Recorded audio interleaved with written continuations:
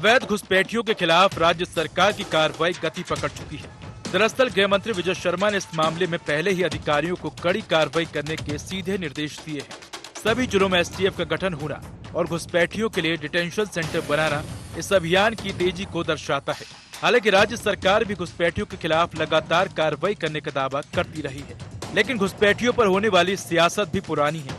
कांग्रेस बार बार सरकार से कार्रवाई के आंकड़े जारी करने की मांग कर रही है। विधानसभा में भी कई बार ये प्रश्न उठाया गया है और इसके बाद सरकार और विपक्ष एक दूसरे पर निशाना साध रहे हैं। भाजपा के वरिष्ठ विधायक अजय चंद्राकर ने घुसपैठियों को कांग्रेस का वोट बैंक बताया है।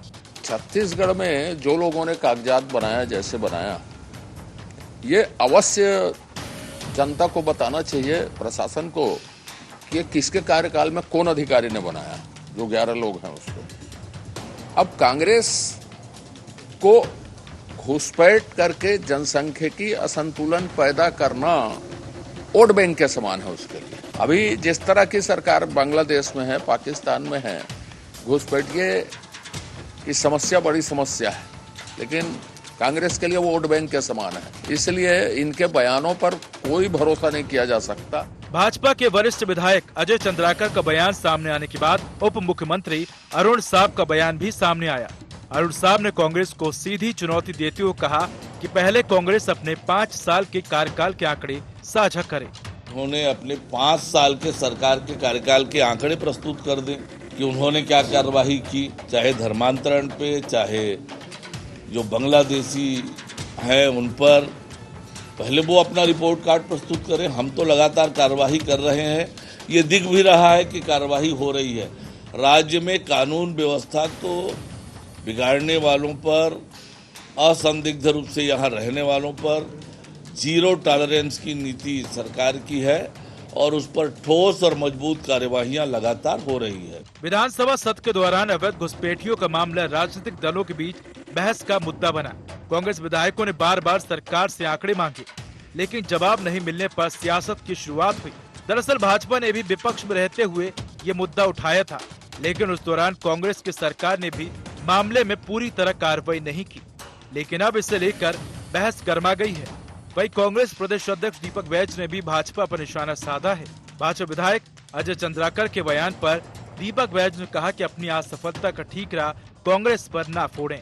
उन्होंने आगे कहा कि अरुण साहब सरकार चला रहे हैं या रिक्शा चला रहे हैं। अजय चंद्राकर को एक बार आप पूछ लीजिए कि घुसपैठी आए कैसे, कहां से आए, किनकी सरकार में आए, 12 साल पहले आए, किनकी सरकार थी, देश में किनकी सरकार है, कौन सा सीमा से घुस के आए, किसकी कमजोरी है। देश में उनकी सरकार है और उन सीमाओं से घुसकर छत्तीसगढ़ पे अपनी नाकामियों को छुपाने के लिए इस तरह की भारतीय जनता पार्टी का बयान। सरकार उनकी है, सरकार में वो मुख्यमंत्री है। अरुण साहब जी सरकार चला रहे हैं कि रिक्शा चला रहे हैं, पहले तो स्पष्ट कर ले। सरकार आपकी है, आपके पास सब शासन प्रशासन है, तो आपको आंकड़े प्रस्तुत करना चाहिए। छत्तीसगढ़ में घुसपैठियों पर सियासत होना एक गंभीर मसला है, क्योंकि फर्जी मतदाताओं को लेकर भी भाजपा कांग्रेस के नेता आमने सामने आए थे और अवैध घुसपैठियों का मामला सियासी गलियारों में गूंज का कारण बना था। एक बार फिर अवैध घुसपैठियों की समस्या प्रदेश राजनीति का केंद्र बना हुआ है। बहरहाल देखना होगा कि पुलिस और अन्य एजेंसियां कैसे और कब तक घुसपैठियों को छत्तीसगढ़ से बाहर करती हैं। Bureau report, IND 24।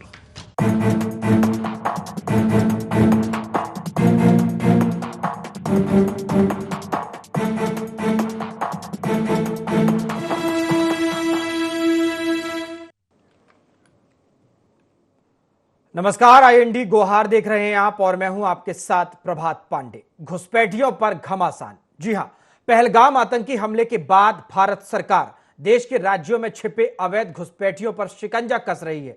छत्तीसगढ़ में भी घुसपैठियों के खिलाफ अभियान तेज हो रहा है, जिसकी कार्रवाई विपक्ष को रास नहीं आ रही, जिसके बाद इस मुद्दे को लेकर भी सियासी बयानबाजी अब शुरू हो गई है। और रोहिंग्या हो या बांग्लादेशी घुसपैठियों हो या पाकिस्तान से आए घुसपैठियों हो, लगातार इन पर अब सवाल उठ रहे हैं कि आखिर तमाम जो सरकारें रही हैं वो क्या करती रही हैं, क्योंकि बड़ी संख्या में घुसपैठिए जो हैं देश के अलग अलग राज्यों में, देश के अलग अलग कोनों में घुस चुके हैं, लंबे समय से रह रहे हैं, भारत के संसाधनों का उपयोग भी कर रहे हैं। और अब जब मामले निकलकर सामने आ रहे हैं तो कुछ को 17 साल हो चुके, कुछ 16 साल से रह रहे हैं, किसी का वोटर आईडी बन चुका, किसी का आधार कार्ड, किसी का राशन कार्ड, और वो राशन भी ले रहा है। ऐसे बहुत सारे मुद्दे हैं, लेकिन अवैध घुसपैठ पर सियासत भी छत्तीसगढ़ में होती हुई नजर आ रही है। इसी पर चर्चा करेंगे, लेकिन सबसे पहले देख लेते हैं गुहार पॉइंट्स क्या हैं।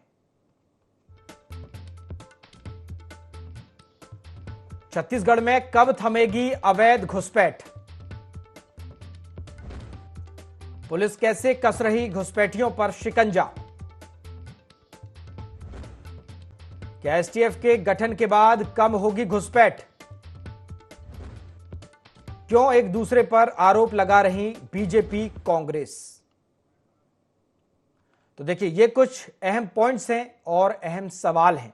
और सबसे बड़ा मुद्दा अब अगर देखा जाए छत्तीसगढ़ में तो अवैध घुसपैठ, जिस पर सरकार हालांकि कड़े एक्शन की बात कर रही है, एक्शन दिखाई भी दे रहे हैं, एसटीएफ का गठन हो या तमाम चीजों हो। इसी पर चर्चा करेंगे। कुछ खास मेहमान जुड़ गए हैं, आपका परिचय करा देता हूं। हमारे साथ प्रवीण साहू जी जुड़ गए हैं, प्रवक्ता हैं बीजेपी के। प्रवीण जी, स्वागत है आपका। हमारे साथ कौशल स्वर्णबीर जी जुड़ गए हैं, वरिष्ठ पत्रकार हैं। कौशल जी, आपका भी बहुत बहुत स्वागत है। और साथ ही साथ सत्य प्रकाश सिंह जी हमारे साथ जुड़ गए हैं, प्रवक्ता हैं कांग्रेस के।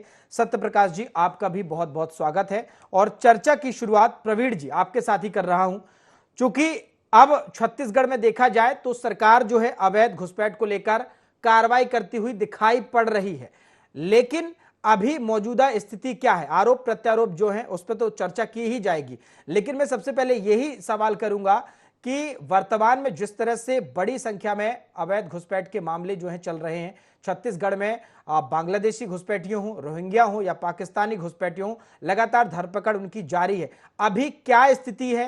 क्या कुछ आंकड़े हैं? क्या सरकार कर रही है? किस तरह से इनको बाहर फेंकने की, इनको खदेड़ने की, इनको देश से बाहर भेजने की सरकार किस तरह से तैयारी कर रही है? क्या रूपरेखा है?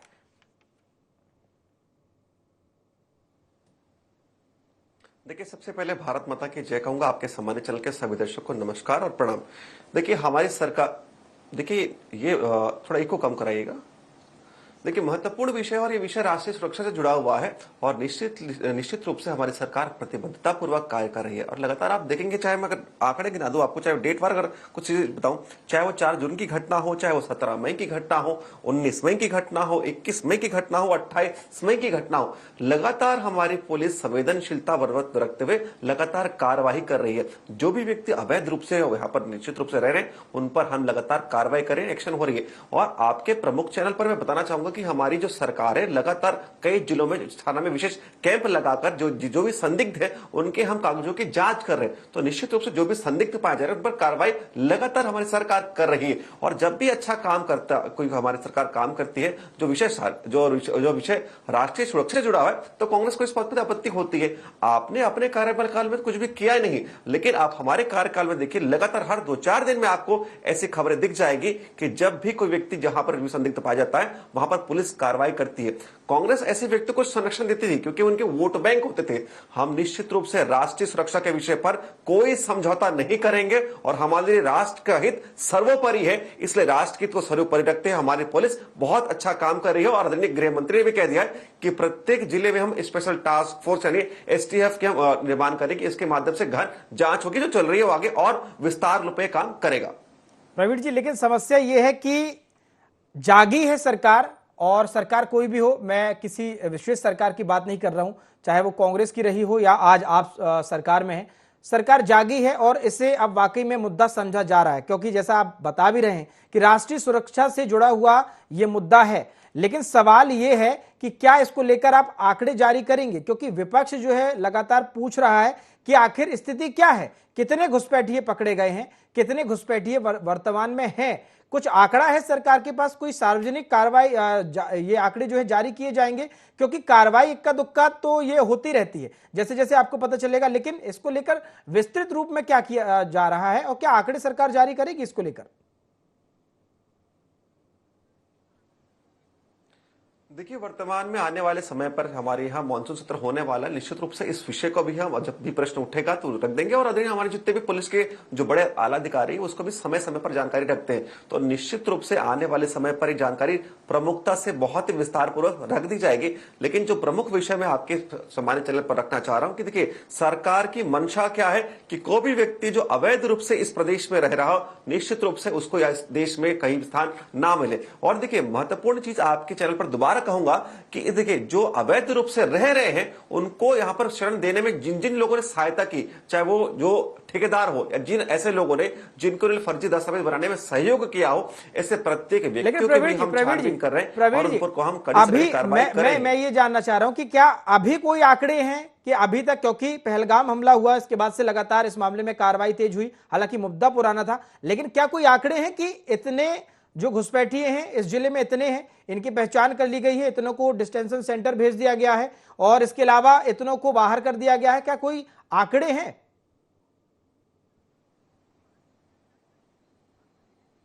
देखिए, कुछ दिन पहले दुर्ग में जब कार्रवाई हुई तो 474 लोगों की जांच की गई, जिसमें से 103 लोग संदिग्ध पाए गए। तो निश्चित रूप से ऐसे 103 लोगों की जो है फिंगरप्रिंट की जांच चल रही है। तो जब तक हम कहें तो विस्तार पूर्वक रिपोर्ट नहीं आती, आंकड़े एकदम से कहना थोड़ा कठिन होगा। और निश्चित रूप से इसके लिए आला अधिकारी कुछ दिन में प्रेस कॉन्फ्रेंस करके आपको जानकारी दे देंगे। समय समय पर ऐसे सघन जांच हो रही है। और मैं तो कहूंगा जिसका रायपुर की सिविल लाइंस में जी ठीक है, मैं लौटूंगा प्रवीण जी। सत्यप्रकाश जी वो कह रहे हैं कि समय लगेगा, जांच चल रही है, लेकिन आप लोग कह रहे हैं कि सरकार जो राज्य चला रही है या रिक्शा चला रही है, इस तरह के वर्डों का उपयोग कर रहे हैं। मुझे आप ये भी बताइए, प्रवीण जी की सवाल का जवाब तो दीजिए कि आप भी सरकार में रहे हैं, घुसपैठ को लेकर आप लोगों ने क्या कार्रवाई की है? कांग्रेस की तरफ से जब सरकार रही तो क्या कार्रवाई देखने को मिली?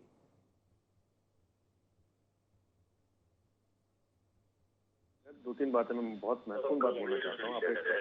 समय दीजिएगा, दो तीन बातें मैं बहुत महत्वपूर्ण बात बोलना चाहता हूँ। आप एक प्रतिष्ठित चैनल है, बहुत दर्शक आप, लेकिन महत्वपूर्ण क्या है घुसपैठी आते का सबसे बड़ा सवाल तो नहीं उठता है कि सरकार का दिन है, अंतर्राष्ट्रीय सीमाएं की सरकार दिन है, 11 सबसे ज्यादा की हो गई।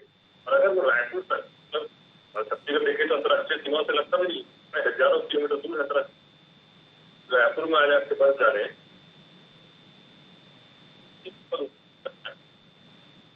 हम तो मिलकर सबसे हमने डाटा की बात की, हमने विधानसभा में सवाल पूछा था, इन्होंने बोला मानसून सत्र आने वाला है, उसमें तमाम चीजें उठेगी तो बताया जाएगा। अरे हमने तो उससे पहले विधानसभा में सवाल किया था, क्योंकि चुनाव के दौरान कौशल सोनी जी बैठे हैं और इससे बता देंगे वो चुनाव के दौरान किस तरह से इन्होंने भ्रम फैलाया।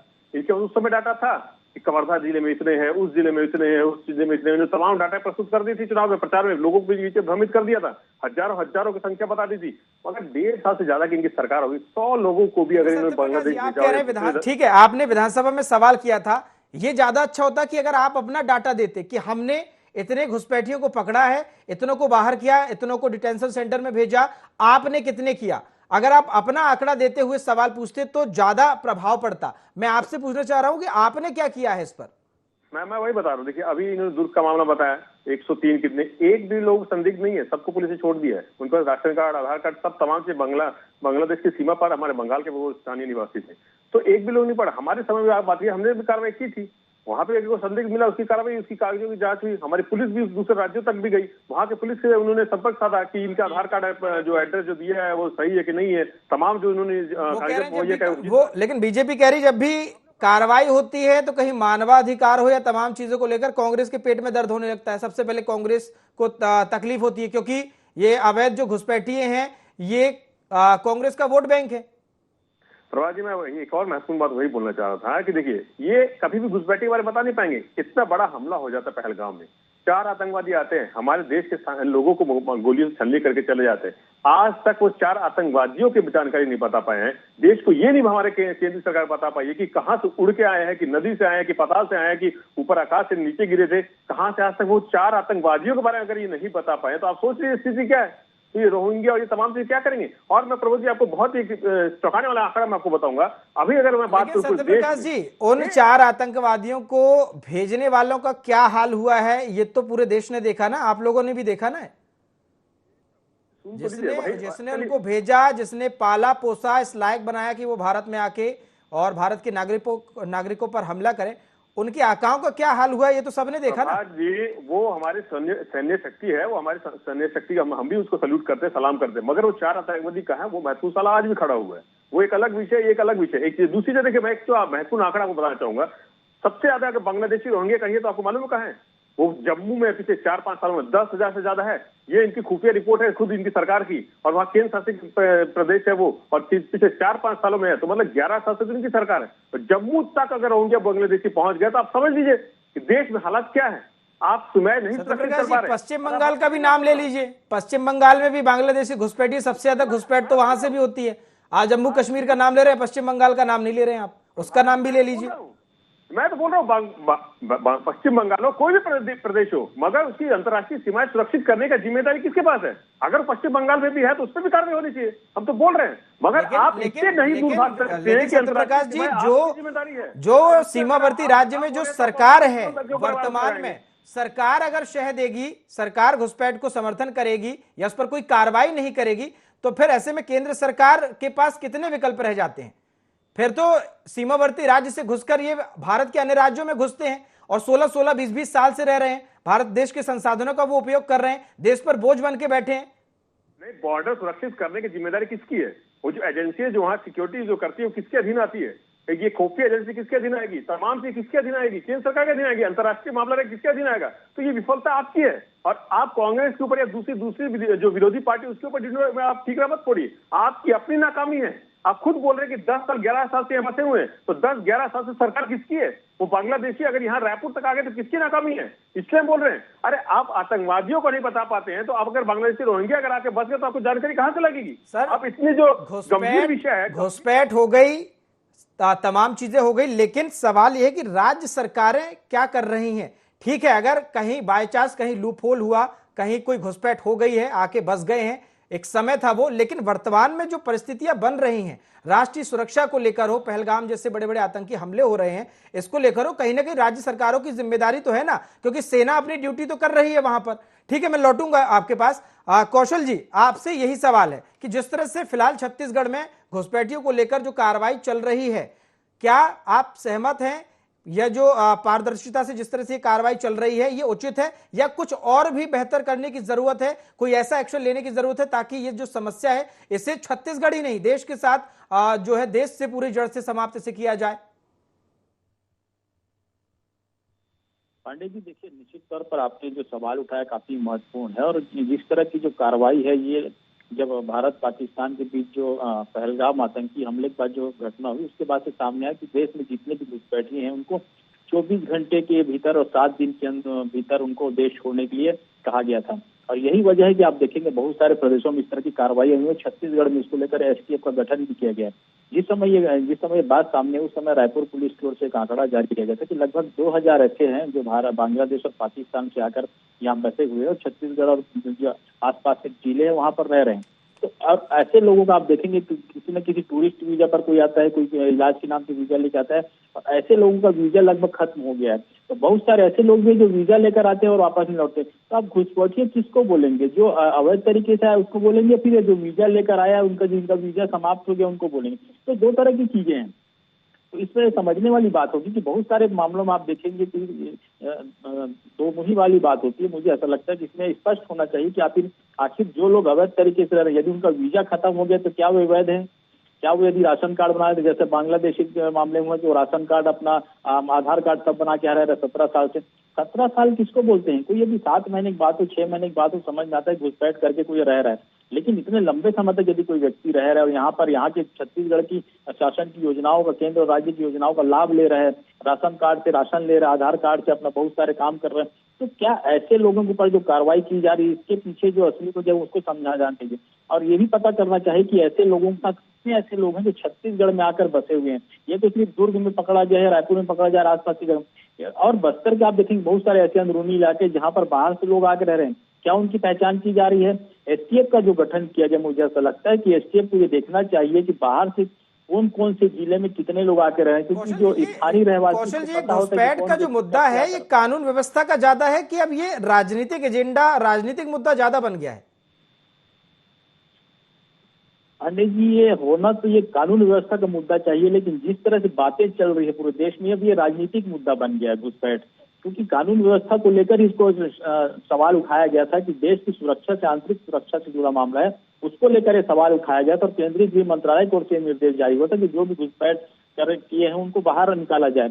लेकिन अब देखेंगे जिस तरह से मामला गरमा रहे, बिल्कुल राजनीतिक मुद्दा बनते जा रहा है और मुझे लगता है कि ऐसे मामलों में राजनीति नहीं होनी चाहिए। क्योंकि यदि कोई व्यक्ति अवैध तरीके से किसी दूसरे देश में जाकर रह रहा है तो क्या वो उस देश के प्रति ईमानदार हो सकता है, ये सोचना पड़ेगा। बिल्कुल कौशल जी, मेरा सवाल वही है कि केंद्र में चाहे किसी की सरकार रही हो या राज्य में सरकार किसी की रही हो, राष्ट्र के मुद्दे को लेकर, राष्ट्रीय सुरक्षा को लेकर आखिर जो सरकारें हैं ये अलर्ट क्यों नहीं रहती? इतने गंभीर विषय में कार्रवाई होने में इतने साल क्यों लग जाते हैं? लोग 17-17, 20-20 साल से आकर रह रहे हैं, बच्चे उनके बड़े हो गए, स्कूल कॉलेज में डिग्रियां उन्होंने ले ली, ऐसे अनेकों मामले निकलकर सामने आ रहे हैं। आखिर सरकारें क्या कर रही हैं? क्यों ऐसे मुद्दों पर जो है फोकस नहीं किया जाता, सिर्फ राजनीति करके इसको छोड़ दिया जाता है?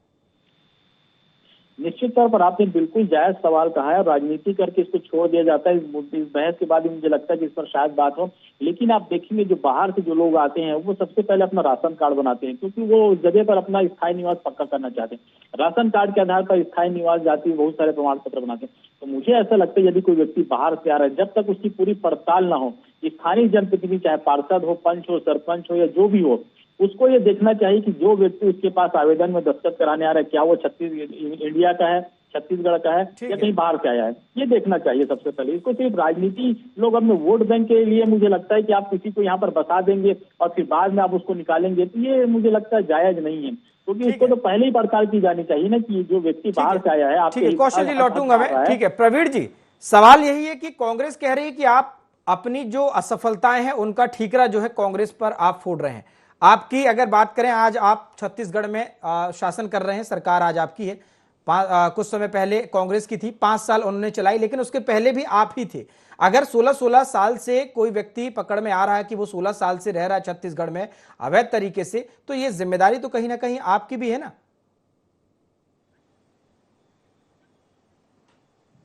देखिए, आदरणीय वरिष्ठ पत्रकार कौशल जी ने बहुत महत्वपूर्ण विषय रखा कि ये निश्चित रूप से राजनीति का विषय नहीं है।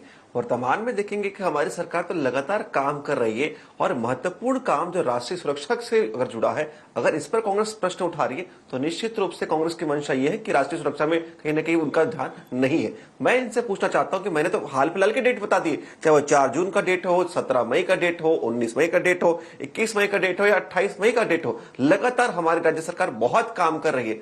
इनके कार्यकाल की एक ये भी बताइए कि सिर्फ घुसपैठिए नहीं, जो उन्हें शह दे रहे हैं, जो पाल रहे हैं, जो डॉक्यूमेंट बनवा रहे हैं, जो पूरी तरह से उनको शह दे रहे हैं, उन पर भी कार्रवाई होगी, क्योंकि वो भी उतने ही बड़े जिम्मेदार हैं। उन पर क्या कार्रवाई करेगी सरकार? बिल्कुल बिल्कुल प्रभा जी, वो भी इस कड़ी में बहुत बड़े दोषी हैं। मैंने अपने प्रारंभिक वक्तव्य में कहा कि जो अवैध घुसपैठी है वो तो दोषी है ही, उनसे बड़े दोषी वे लोग हैं जो यहाँ रहकर उनके दस्तावेज बनाने में अंतिम कमेंट सत्यप्रकाश जी, ठीक है, वक्त की कमी है। सत्यप्रकाश जी 10 सेकंड, छोटा सा अंतिम कमेंट।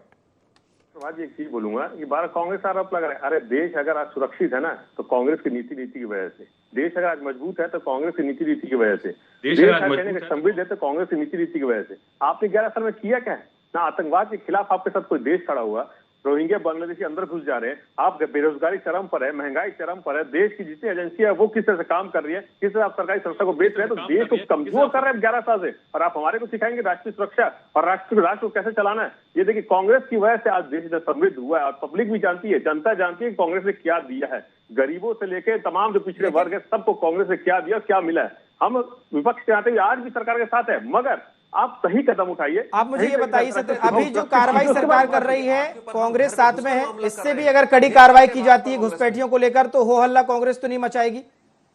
अगर दोषी है, चाहे घुसपैठी अवैध घुसपैठी है, जिस तरह से वीजा की बात हो रही है, अगर कोई दोषी है तो उस पर कार्रवाई होनी चाहिए। हम कब मना कर रहे हैं? कार्रवाई होनी चाहिए। ठीक है, चूंकि वक्त की कमी है और आप ये भी कह रहे हैं कि कांग्रेस ने जो है देश को सुरक्षित किया है, लेकिन अगर इतिहास के पन्ने पलटे जाएं, कुछ समय पहले जाया जाए तो देश में किस तरह से बॉम्ब ब्लास्ट होते थे, किस तरह से आतंकवादी हमले होते थे, एक लंबी लिस्ट इसकी तैयार हो जाएगी, उस पर मैं नहीं जाऊंगा क्योंकि वक्त कम है और इस पर चर्चा ज्यादा हो सकती थी। फिर भी आप तीनों का जुड़ने के लिए शुक्रिया। तो देखा आपने किस तरह से अवैध घुसपैठ को लेकर अब एक बार फिर से छत्तीसगढ़ में सियासी घमासान जो है वो मच गया है और सरकार कह रही कि इस बार सख्ती से कार्रवाई की जाएगी, हर एक घुसपैठिए को बाहर फेंका जाएगा। एसटीएफ का गठन अलग अलग जिलों में कर दिया गया है। सरकार पूरी तरह से मुस्तैद है, प्रशासन जो है कार्रवाई कर रहा है और कांग्रेस कह रही है कि वो सरकार के साथ है, अगर कोई गलत तरीके से रह रहा है तो उसको बाहर करना चाहिए। लेकिन कांग्रेस कह रही है कि अपनी विफलताओं का ठीकरा जो है सरकार कांग्रेस पर ना फोड़े। देखना होगा कि यह बहस कहां जाकर रुकती है और अवैध घुसपैठ से भारत को कब निजात मिलती है। फिलहाल IND गुहार में इतना ही। देखते रहिए IND 24। नमस्कार।